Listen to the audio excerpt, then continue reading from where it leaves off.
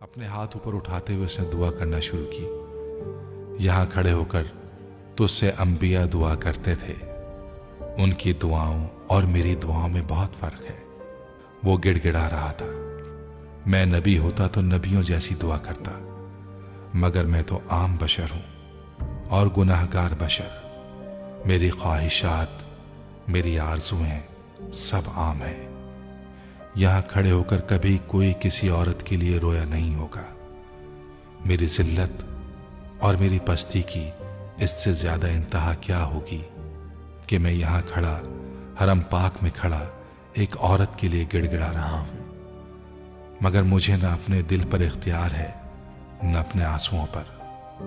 यह मैं नहीं था जिसने उस औरत को अपने दिल में जगह दी, ये तूने किया।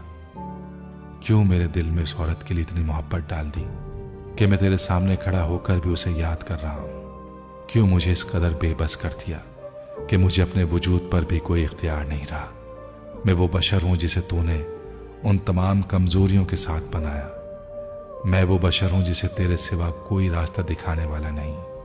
और वो औरत मेरी जिंदगी के हर रास्ते पर खड़ी है, मुझे कहीं जाने कहीं पहुंचने नहीं दे रही।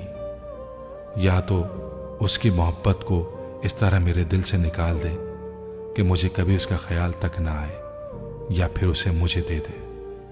वो नहीं मिलेगी तो मैं सारी जिंदगी उसी के लिए रोता रहूंगा।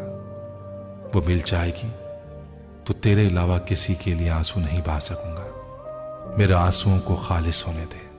मैं यहां खड़ा तुझसे पाक औरतों में से एक को मांगता हूं। मैं इमामा हाशिम को मांगता हूं।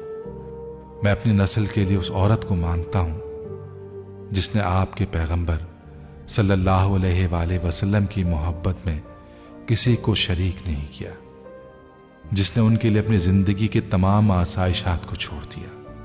अगर मैंने अपनी जिंदगी में कभी कोई नेकी की है तो मुझे उसके एवज इमामा हाशिम दे दे।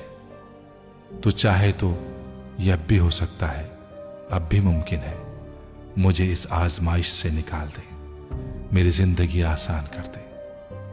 8 साल से मैं जिस तकलीफ में हूं, मुझे उससे रिहाई दे दे।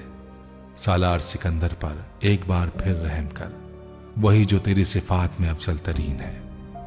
वो सर झुकाए वहां बिलक रहा था, उसी जगह पर जहां उसने खुद को ख्वाब में देखा था, मगर इस बार उसकी पुश्त पर इमामा हाशिम नहीं थी।